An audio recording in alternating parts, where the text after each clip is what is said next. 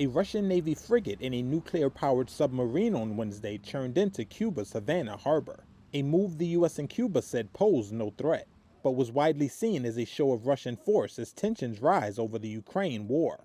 The visiting Russian warships to Cuba are Vladimir Putin's way of reminding President Biden that Moscow can challenge Washington in its own sphere of influence, too.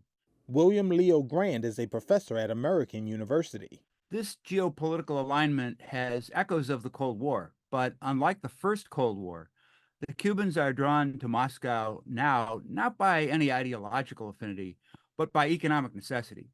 Cuba is in a desperate economic situation, and Russia is the only country that has been willing to provide significant help, just as it did during the Soviet era. The stopover coincides with Cuba's worst social and economic crisis in decades, with shortages of everything from food, medicine, and fuel, and growing discontent on the streets. According to Russia's defense ministry, the 4 Russian vessels sailed to the communist-run country on Wednesday after conducting high-precision missile weapons training in the Atlantic Ocean. Cuba's foreign ministry said the fleet carried no nuclear weapons, something echoed by U.S. officials. Curious locals, fishermen, and police looked on. It impresses me a little because I have never seen something so close, such a large ship of that magnitude.